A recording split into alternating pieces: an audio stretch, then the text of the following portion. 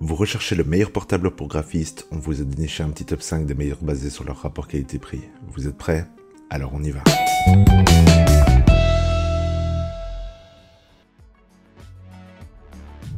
Top 5, Microsoft Surface Book 3.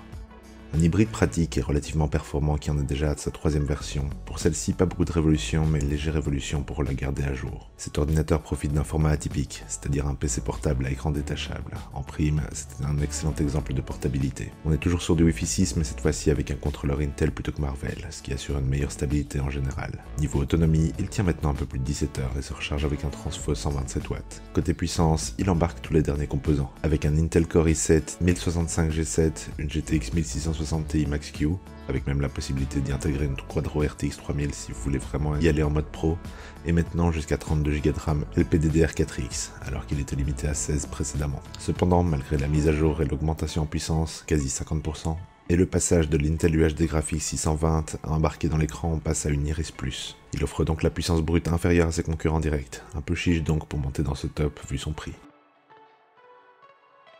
Ses avantages, l'ensemble cohérent, la maturation des Surface Book et l'hybride pratique. Ses inconvénients par contre, le prix et les performances en deçà du reste. Top 4, Acer Concept D7 Pro Easel. Haut du panier de la série créateur de la marque, il dispose des meilleurs atouts pour concurrencer les ténors du marché, grâce à sa puissance graphique et son excellent écran. En effet, avec sa RTX de Nvidia, allant de la 2060 à la 2080, l'Acer Concept D7 peut écraser la plupart de ses adversaires sur le terrain de la puissance graphique, les pros y préférant cependant une Quattro. Sa suprématie dans le domaine est renforcée par son écran, qui couvre 100% de l'espace Adobe RGB. D'ailleurs, celui-ci, tactile, est compatible avec le stylet Wacom EMR Pen. Mais là où il surprend vraiment, c'est lorsqu'il se déploie. En effet, son écran est articulé sur la base, mais aussi au centre. Là où on peut rechigner un peu, c'est que son prix est plutôt élevé par rapport à la concurrence, qui fait le même genre de fonctionnalité. Peu d'entre elles, cependant, permettent un aussi beau panel de retour en même temps, que ce soit connectique, écran tactile, stylet et praticité. Cependant, en parallèle, il sacrifie l'accès au Core i9, monstre de puissance actuelle. Par conséquent, le choix entre le MacBook Pro et le Concept D7 se base essentiellement sur l'utilisation que vous en visez. Ses avantages, l'écran, le rapport qualité-prix, les performances. Ses inconvénients par contre, lourd, cher et vite chaud. Top 3, Dell XPS 15.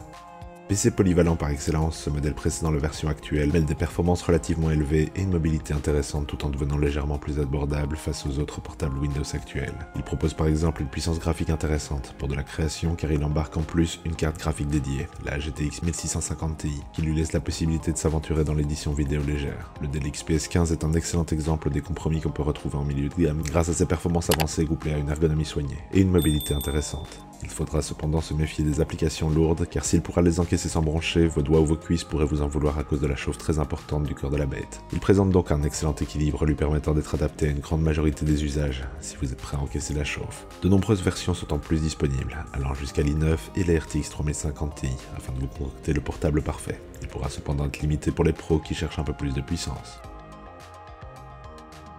Ses avantages, l'ergonomie au top et le bel écran OLED. Ses inconvénients, chaud et bruyant et l'autonomie à peine passable. Top 2, MacBook Air M1. Vous ne rêvez pas, alors qu'Apple a toujours été connu pour ses prix très élevés, ils sont avec cette nouvelle génération de MacBook dans une époque bizarre où ils sont l'un des meilleurs rapports qualité-prix. Pour un budget légèrement au-dessus du millier d'euros, vous aurez dans ce MacBook Air une batterie énorme, un écran brillant, un excellent clavier et une puissance remarquable. Mais il y a bien entendu un mais qui vient interrompre cette cascade de superlatifs. Vous devrez vous contenter d'un panel plus limité en termes d'applications compatibles ou natives. Mais cette liste s'étend vite au fil des jours. Le parc installé étant plutôt conséquent, il attire donc les développeurs. Apple a opté pour une compatibilité par émulation des applications qui tournent sur x86, sur leur nouvelle plateforme. Ils le font avec un très bon ratio de performance, mais vérifiez tout de même que les versions ARM de votre application favorite sont disponibles. Il est disponible maintenant en 256 et 512 Go de stockage non extensible. Vous aurez donc ici un excellent portable qui vous permettra même de vous mettre à des tâches graphiques raisonnablement lourdes, voire du montage vidéo. Ses performances d'encodage sont d'ailleurs plutôt impressionnantes. Ses avantages, les performances, le poids et le fini premium. Ses inconvénients par contre, la compatibilité et le manque de connectique. Et juste avant le top 1, sachez que si vous voulez connaître le prix actuel d'un des portables mentionnés dans la vidéo, n'hésitez pas à aller dans la description. Nous faisons attention à la garder à jour avec les meilleurs prix et les dernières nouveautés. Donc si un produit est indisponible, ne vous en faites pas, ce sera mis dans la description. Top 1, MacBook Pro. Le dernier MacBook Pro s'équipe du nouvel écran 16 pouces de très bonne qualité.